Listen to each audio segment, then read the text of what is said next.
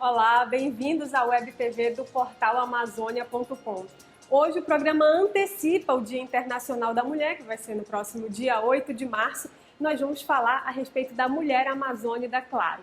Começando o programa, a gente vai abrir com uma videoreportagem. O portal Amazônia me desafiou a executar uma tarefa que normalmente é feita por homens, para ver como é que eu me sairia. E eu escolhi trocar o pneu de um carro. Eu vou antecipando, vocês vão ver aí na videoreportagem que eu não sei dirigir, eu não entendo muito de carro, assim, mas foi uma experiência muito boa. Confiram.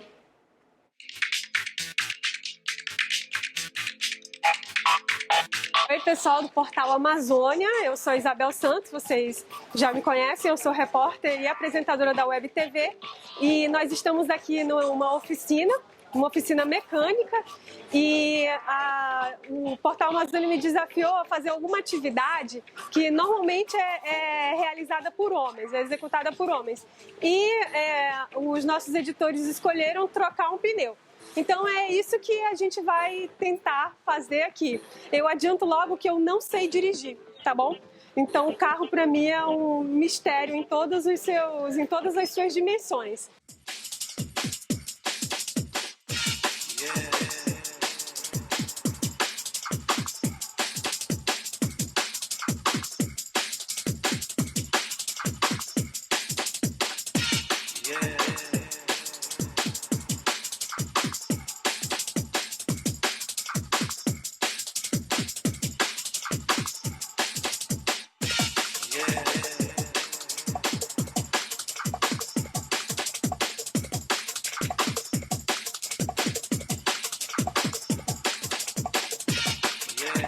Aí aqui dentro tem tudo que eu preciso, fora o pneu.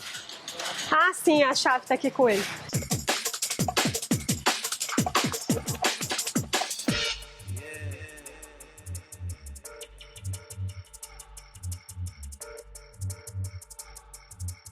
Agora, eu pego o macaco aqui. O macaco ele tem que estar firme. E tem esse espaço aqui, ele tem que encaixar num negócio que fica bem aqui no carro. Mas para ele subir, ainda precisa dessa ferramenta multifuncional aqui. Encaixa bem aqui, aí coloca ele aqui, aí faz... Gente, como é que faz ele subir?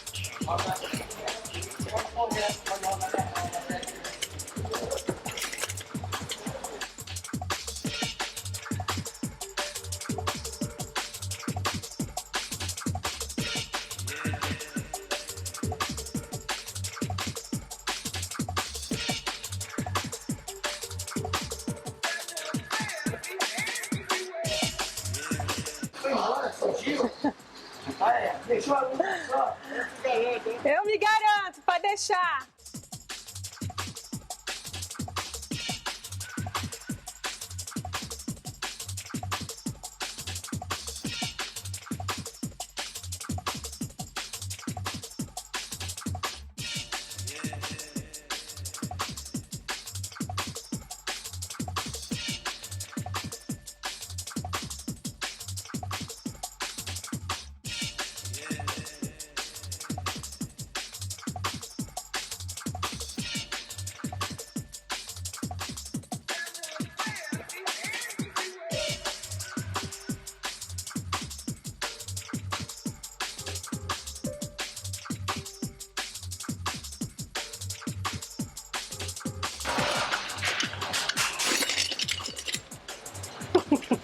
Eu acho que já. Não, ainda falta apertar os parafusos. Sim?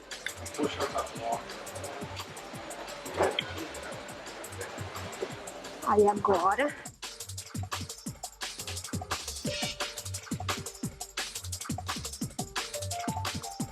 Agora eu tô aqui com o seu Humberto, que é o dono da oficina, deixou a gente fazer... Deixou eu viver essa experiência aqui, fazer um teste. Ele e o pessoal que trabalha aqui me deu todo auxílio. Eu não fiz isso daqui da minha cabeça porque eu não sei nem dirigir, gente. Imagina se eu sabia trocar um pneu. Seu Humberto, dê a nota, por favor. Olha, eu acho que se você nunca havia trocado um pneu, foi a primeira vez, Eu acredito que você saiu bem. Nota 10. Obrigada, seu Humberto. Geralmente tem a primeira vez, né? Exatamente. Pois é, gente, e essa foi a minha experiência aqui pelo portal Amazônia. É um serviço que você não faz todo dia, então você não faz com uma certa rapidez. E com perfeição, né? Mas isso aí é porque faz uma vez ou outra, mas saiu bem. É uma nota de incentivo, né, seu Humberto? Isso. Tá certo, então. Nós passamos por essas experiências, né?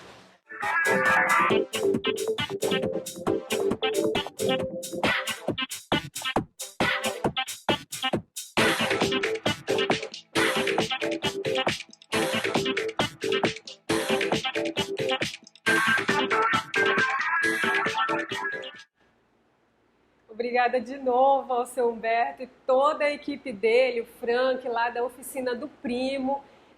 Obrigada ao Portal Amazônia por ter me proporcionado essa experiência, foi bastante divertido. Agora, gente, a convidada de hoje é uma referência quando o assunto é mulher amazônica, principalmente aquelas que vivem em comunidades tradicionais aqui da nossa região. O Portal Amazônia tem a felicidade de receber Iraildes Caldas Torres. Bem-vinda, doutora Iraildes. Obrigada. Gente, eu vou começar perguntando para a doutora Iraildes qual é o papel, a importância da mulher na formação da sociedade amazônica, o papel social da mulher na nossa sociedade. Eu acho que a mulher ela tem um papel muito fundante da sociedade, né? Na medida em que ela assume com muita primazia o seu papel de cuidar da família, o seu papel de ser protagonista dentro do mundo do trabalho, porque o trabalho humano ele é um conceito que envolve cérebros, mãos, pés e todo o corpo de mulheres e homens. Não só o homem, né, mas a mulher entra no mercado de trabalho com a Revolução Industrial, requisitada pelo capitalismo, e ela, então, neste mundo do trabalho, ela vai desenvolvendo habilidades que vão fazer dela grandes profissionais. Então, elas têm relevância incontestável no transcorrer dos processos históricos, de toda a formação social das sociedades, porque justamente ela desenvolve esta perspectiva, eu diria, de gênero, na medida em que os papéis são sexuados, os papéis são divididos entre homens e mulheres, e ela desenvolve, não deixando em nenhum momento decair a importância dos papéis, na medida em que ela é uma profissional muito bem habilitada para desenvolver os trabalhos com os quais ela se ocupa. Certo. Professora, e essa mulher amazônica, ela ainda sofre muito preconceito? Um dos grandes preconceitos, eu diria, são vários preconceitos, e esses preconceitos estão relacionados a uma perspectiva de gênero, de etnia, de classe social e de geração. E nos últimos anos, as minhas pesquisas têm mostrado que há um quarto ou um quinto preconceito, que é o preconceito de região. E ultimamente eu tenho trabalhado com essa perspectiva desse preconceito de região, na medida em que as mulheres da Amazônia profunda, aquelas que moram nas áreas rurais, ribeirinhas, elas são invisibilizadas, tanto pela ciência quanto pela sociedade de modo geral. Essas mulheres que sempre estiveram na dianteira do trabalho, das práticas sociais, da organização das comunidades tradicionais, essa mulher que esteve sempre à frente de todo o processo sociocultural das suas comunidades, porque ela é depositária de uma cultura que é repassada aos filhos, portanto, ela guarda esta cultura e repassa de geração a geração. Essa mulher, portanto, ela é central para as comunidades tradicionais.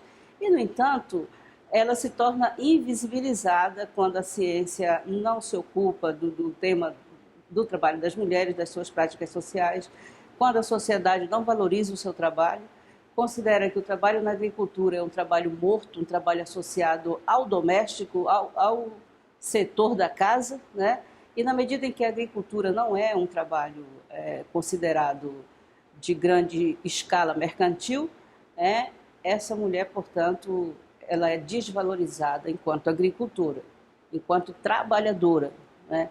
E isso tem me chamado a atenção nos últimos 10 anos, em comunidades tradicionais, quando eu escuto delas próprias dizendo: olha, professora, eu me sinto agora muito feliz porque eu descobri que eu trabalho, porque eu descobri que eu sou trabalhadora e que a agricultura é um trabalho, porque eu pensei que não era um trabalho. Até agora eu pensava que eu ajudava o meu marido e não que eu tivesse uma profissão. Então, isso eu aprendo muito com elas no meu dia a dia, né? Elas me ensinam muito. E com essa força, com esse dinamismo que elas têm nas suas comunidades, me faz crer, né, que essas mulheres elas são sujeitos centrais na organização da economia dessas sociedades, das suas comunidades, e na organização da própria comunidade no sentido político, né, no sentido de que elas estão como catequistas das comunidades, elas estão à frente de grupos comunitários, elas organizam, em alguns casos, até o futebol, né? Elas estão nos jogos com os homens, então elas são protagônicas, né? Elas são animadoras, eu diria, de uma vida de sociabilidade muito bacana, que é a vida comunitária. Certo. A gente, inclusive, antes do programa começar, a gente estava falando que a mulher urbana ela é bastante estudada, né? Tem estatísticas e tudo mais, mas a mulher que vive na comunidade tradicional, justamente como a senhora falou, ela sofre com essa invisibilidade.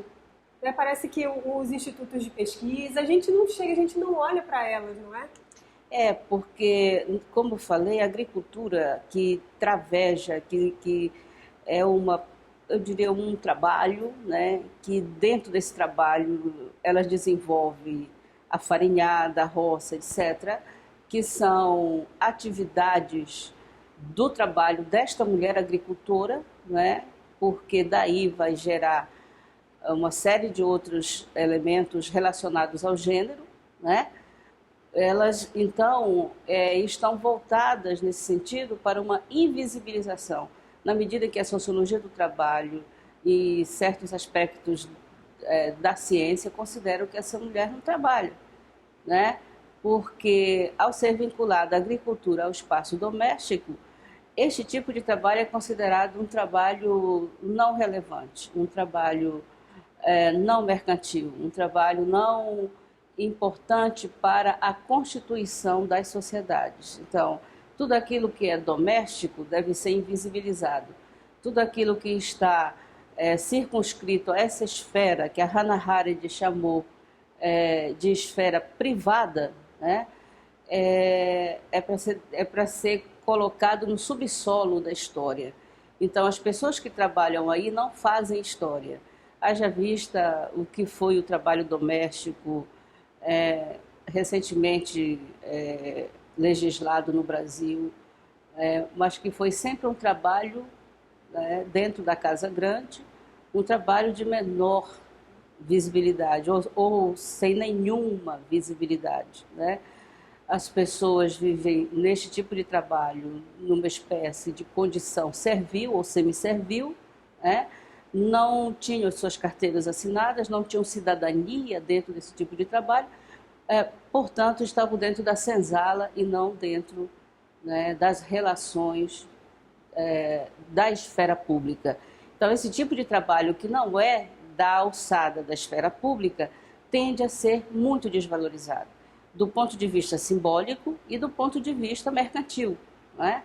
Veja que hoje que o trabalho doméstico é legislado, paga-se o menor salário, que é o salário mínimo. Não é? Na sua ampla maioria, as patroas, os patrões pagam um salário mínimo. Veja quanta desvalorização para um trabalho que, no meu caso, é primaz. Tem uma primazia, porque se eu não tiver esse trabalho dentro de casa, eu não faço as coisas que eu faço fora de casa. Você concorda? Com certeza. Gente, eu ia deixar isso para o final, mas aproveitando que a doutora Iraide já tocou nesse assunto, ela mesma é um exemplo de mulher, né? Alguém que sempre se dedicou bastante aos estudos e tudo mais, é pós-doutora, referência em relação à pesquisa e ao estudo de mulheres em comunidades tradicionais. Professora, fala um pouco da sua trajetória. Você veio de Maués, se não me engano, não é? Como é que foi subir todos esses degraus e chegar até aqui? Vocês podem, talvez vocês ainda não tenham ouvido falar da Iraildes, quem está fora do Amazonas, mas quando a gente fala de mulher em comunidade tradicional, é impossível não citar a doutora Iraildes Caldas Torres. Olha, Isabel, eu tenho muita felicidade, muita alegria em poder falar da minha origem.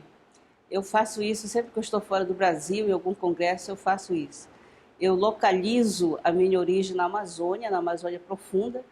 Eu nasci numa fazenda no Paraná do Ramos, que antigamente era município de Maués, hoje é de Boa Vista do Ramos, né? E eu, então, fui alfabetizada pelas minhas irmãs e vim para a cidade já com 9 anos, para 10 anos, para fazer a alfabetização. Quando eu cheguei para fazer a alfabetização, já sabia ler, já me colocaram no primeiro ano. E aí eu fui estudando, estudei na cidade de Maués até a 3ª série, aquele tempo chamava-se primário. E depois eu vim para Manaus para estudar e depois para entrar no convento, para ser religiosa de uma congregação, que eu fui até os meus 30 anos, né? E, então, nesse período, eu fui adotada por uma figura que é muito conhecida no Amazonas, porque fundou a Faculdade de Filosofia da Universidade Federal do Amazonas, que é o Cônego Valdo Gonçalves Nogueira. E ele, então, foi responsável pela minha formação até a sua passagem para o outro plano espiritual, né? E nessa formação eu me entendi sempre como estudante.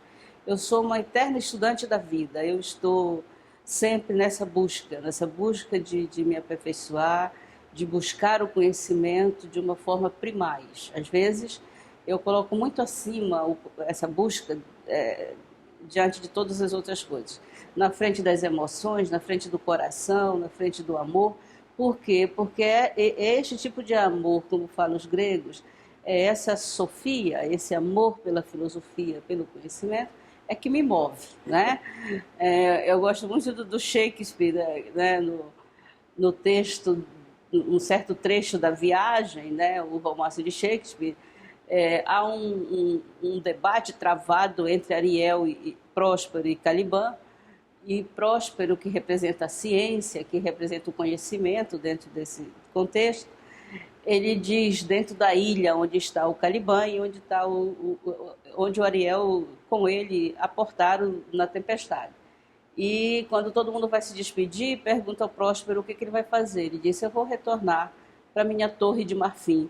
Então eu sempre digo, eu estou sempre na torre de marfim, né? Mas com o pé com muita humildade dentro da realidade amazônica, né?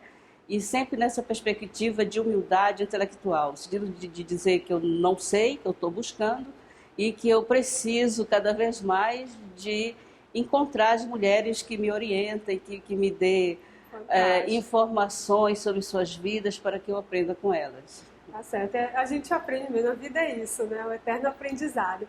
Pessoal, a gente vai ficar devendo para vocês a videoreportagem completa a respeito da situação da mulher lá em Roraima, mas a gente vai mostrar para vocês uma matéria que foi publicada no portal Amazônia a respeito dos índices de violência aqui na região norte. Roraima, infelizmente, se destaca nesse aspecto. Olha só, entenda a realidade da violência contra a mulher na região amazônica. A gente tem também um vídeo falando a respeito dos números.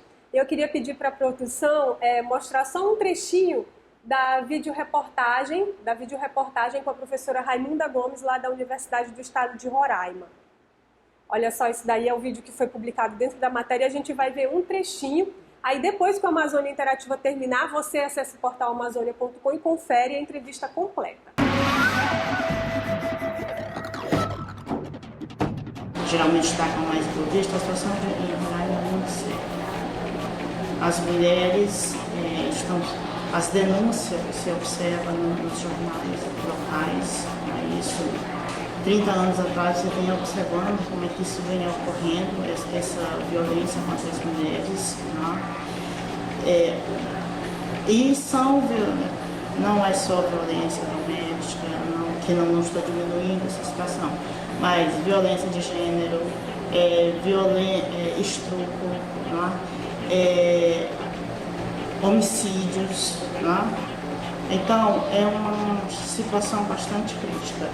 No ano passado, ainda foi um dado, ainda ficamos mais preocupados com essa questão, porque Roraima passou a ser destacado em primeiro lugar em termos de homicídios. Né? Então, para cada 100 mulheres, né? Cada 100 mil mulheres... Né? Ok, gente. Daqui a pouco você confere essa entrevista completa no portal Amazônia.com. A professora Raimunda Gomes, que é historiadora lá da Universidade do Estado de Roraima, inclusive conhecida da professora Iraildes, falou pra gente, analisou essa situação da mulher em Roraima. Nessa matéria que o portal Amazônia fez, a nossa analogia é que se Roraima fosse um país, ele seria um dos mais perigosos do mundo para a mulher, para se ser mulher, não é isso? Sim. A gente vai partir para a matéria a respeito da revisão, na verdade, matéria não, é um vídeo reportagem, a respeito da revisão da altura do Pico da Neblina. O Frederico Cruz, que é o superintendente adjunto do DNPM aqui no Amazonas, falou um pouco mais para a gente a respeito dessa revisão da altura do Pico da Neblina.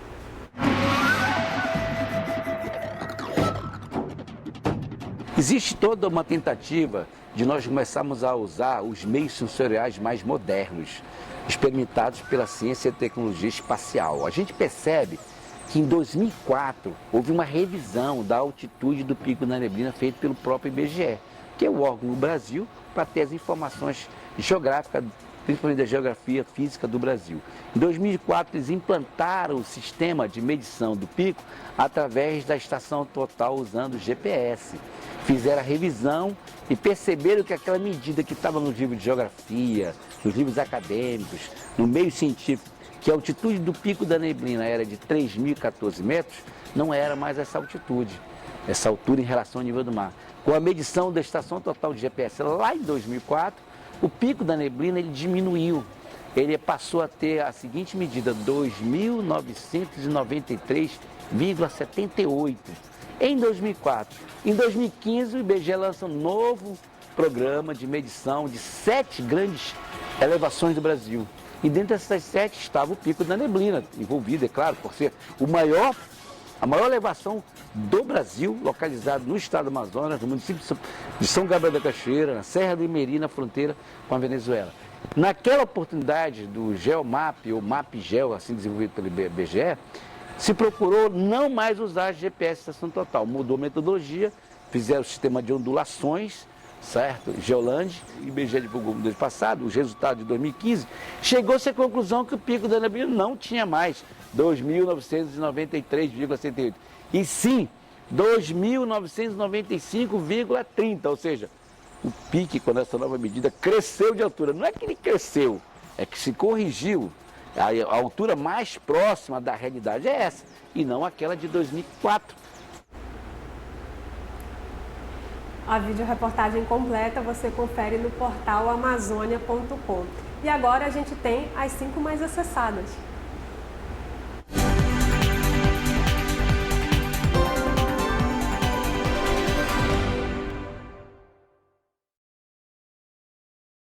Discurso no Oscar, Leonardo DiCaprio destaca mudanças climáticas.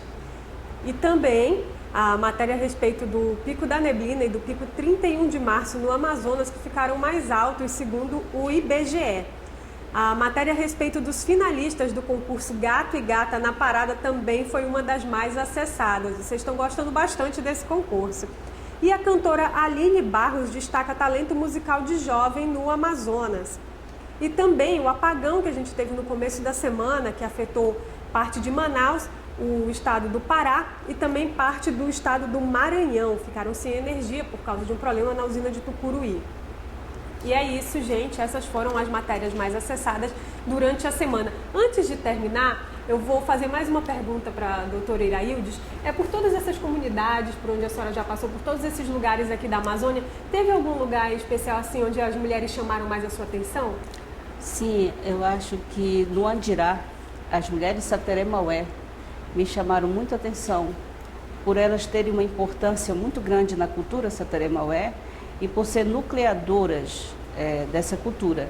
É a mulher Sateré-Maué quem dá continuidade à tradição, porque ela é guardiã da cultura, considerada aquela que faz com que se chegue até a comunidade os elementos positivos dessa cultura, através da bebida do Guaraná, chamada sapó, que ilumina a palavra e que faz com que se busque melhorias para a comunidade, políticas para as comunidades. Quem faz essa bebida é a mulher, então ela aparece como central. Isso me chamou muita atenção. E outra coisa que me chama muita atenção, tanto nas mulheres indígenas quanto nas mulheres das comunidades tradicionais não indígenas, é que elas têm uma conservação da natureza muito mais elevada do que os próprios homens. Pelo fato de elas lidarem com a água, com os animais domésticos, com a agricultura, com a terra, elas têm uma racionalização, que já é uma racionalização mesmo praticamente natural, do trato com a natureza, de forma a respeitar e de forma a conservar. Não se vê muito lixo nas comunidades, elas são muito organizadas. Elas tratam de uma forma muito mais, vamos dizer, como um ethos da vida delas, já está impregnado nas suas práticas sociais essa sua relação com a natureza. Esse respeito que há, essa relação de afetividade, eu diria, com a natureza que é a terra, a floresta e os rios. Lindo isso, professora. Doutora Iraildes, muito obrigada pela sua participação aqui no Amazônia Interativa do portal Amazônia.com. Com certeza a senhora expandiu os nossos horizontes e revelou um pouco mais, só um pouquinho, que a gente sabe que a Amazônia é um universo muito rico, a respeito das mulheres que vivem nas nossas comunidades tradicionais. Disponha sempre. Tá certo. Gente, antes de terminar, eu quero convidar vocês a acessarem o portal Amazônia.com, sempre, lógico, mas especialmente para ver a repercussão da 24ª fase da Operação Lava Jato aqui na Amazônia. O portal Amazônia tem matérias a respeito da repercussão dessa ação da Polícia Federal no Brasil, como ela refletiu, qual foi a opinião dos nossos parlamentares e cientistas políticos. Também continue nos acompanhando nas redes sociais. Estamos no Facebook, Twitter e Instagram. É só você procurar portal Amazônia Tudo Junto que você vai nos encontrar. E também, claro, mostre a Amazônia pelo melhor ângulo, que é o de vocês. Postem as fotos de vocês com a hashtag Minha Amazônia nas redes sociais, que com certeza vai aparecer nos perfis do portal Amazônia.com. Gente, também tem o Dia Internacional da Mulher agora, nesse dia 8, então fiquem ligados nessa terça-feira, que com certeza vai ter muita matéria bacana a respeito das mulheres aqui da Amazônia. E é isso, gente. Obrigada pela companhia de vocês, pela sua audiência. Até a próxima.